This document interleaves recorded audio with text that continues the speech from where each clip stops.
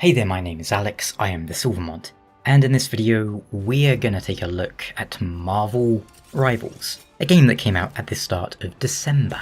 A free-to-play hero shooter.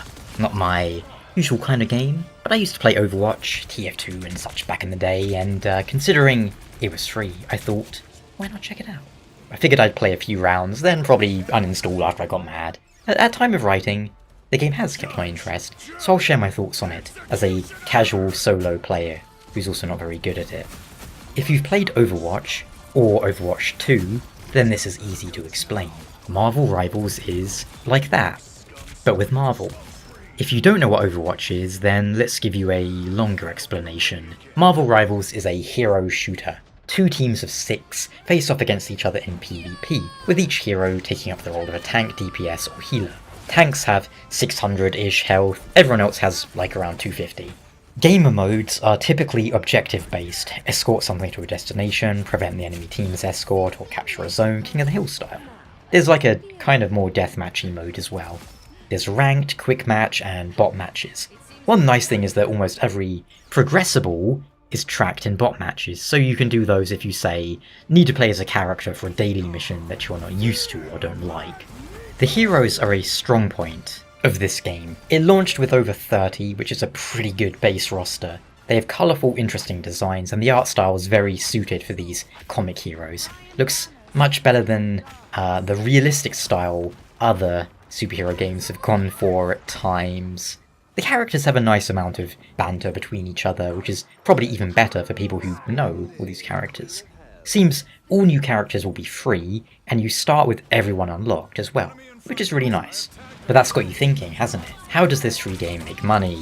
So let's talk about monetization. Game is free, characters are free, skins, cosmetics, and the battle pass are not. The battle pass is also cosmetics only, so far. There's no gameplay advantages to spending money outside of, say, I don't know, if a skin comes out that gives you a gameplay advantage for some reason. That's subjective and unlikely, so not a bad model. You can earn some currency through playing, but not very much. Skin bundles can be expensive too. They still operate on the irritating process of buying currency which is then used for skins. For example, let's say you need to buy 500 currency for $5, then you'll be left over with a bit of spare because something will cost 400 currency, so you have 100 left, but nothing costs 100, so then you need to top up again. That sort of behaviour. Not a fan of that. I'd rather just have them go, oh well, this skin itself is $5. Overall though, while some of the skins are expensive, the game being free I think is a fair exchange, and you can gradually build up small amounts of in-game currency. And the skins don't really matter, and if you really want one and have the means, you can drop some money. Battle Pass is probably the best value at the moment, as it gives you the most bang for your buck, as it includes a few skins, as well as some other things, and the first one costs about $4 or $5, I think, whereas some individual skins are like $20. I think the subsequent season passes might be a bit more expensive because they're going to be bigger. This like Season 01 might be mini, not entirely sure there. The gameplay is decent enough, but I don't think this is exactly an ultra-competitive game, so if that's what you're looking for, this isn't it. The tick rate in this game's not the best, and you can definitely feel that in replays, because you will see characters shooting like 5 feet to the side of you and still killing you, which is like, what? At least for right now, the game balance is a bit wonky, but not the worst. Every character can work, but some just have completely stacked kits compared to others. Mantis and Lunar Snow on the healing side of things, for example, are considerably better than the other healers, who, again, they're not bad. Like, everyone can heal. Well, everyone who's a healer. And then you have damage dealers like Hela and Hanzo, Hawkeye, I mean, the latter of which can more or less just stand there spamming indefinitely infinite ammo and get relatively free kills. I'm not good at aiming, which is made obvious when I try and play Star-Lord, who's really fun to play but I suck as him. But with Hawkeye, I can face in the direction of the enemy team and then just spam and get kills through essentially no effort. So imagine what a good Hawkeye can do. He's oppressive. Of course, he has weaknesses, so you can dive him and all that, but that applies to everyone in the game and every damage dealer. Hawkeye has no unique to him weaknesses to offset his immense strength. So whilst the balance is a bit iffy, it isn't what I would call shockingly bad.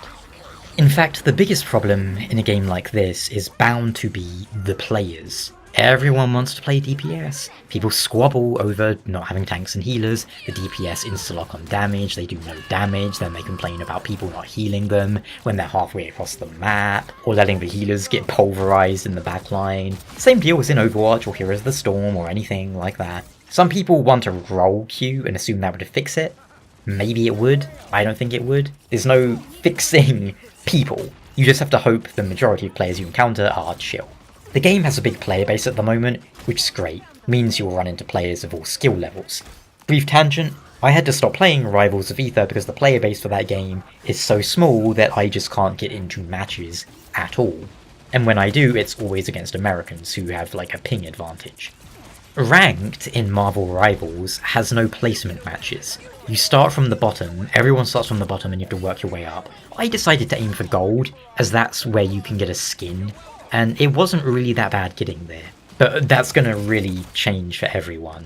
Definitely had some head-shaking moments, and had to mute and avoid a few people. But this game does have a right-click someone's name and avoid as teammate option, which is really nice for when people are either just being obnoxious or trolling. There's enough creativity amongst the heroes to put me in mind of one of my favourite PvP games, HOTS, Heroes of the Storm, and its own inventive characters. I hope they lean further into this going forward. I want Professor X playing like Abathur. I want a Cho'Gall 2-player character. I guess Groot almost has that. The team-ups are an interesting idea, although they do, again, kind of push the meta in one way. 2 characters get a special combo ability. Hulk throws Wolverine, Thor powers up Cap and Storm, passive boost to health and damage, Scarlet Witch enables Magneto to get like a big Chaos Sword attack, which is really cool. Some of the team-ups are slightly baffling. There's no Captain America and Bucky, there's no Storm and Black Panther, things like that. But whatever, I'm hoping for my own favourite characters from Marvel to be put in the future.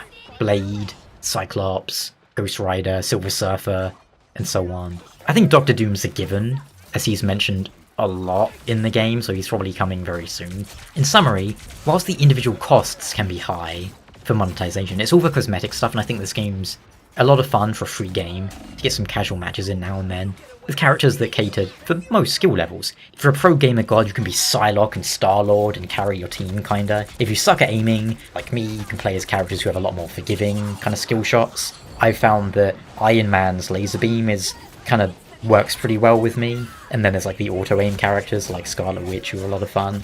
Then there's Wretched Jeff with his silly ult. But yeah, it's a fun to play solo game. It's probably a lot more fun with friends. Annoying when players are being dumb, but what game isn't? It's off to a promising start, and I hope the developers take player feedback on certain aspects on board and tweak the game as needed to keep it feeling fair.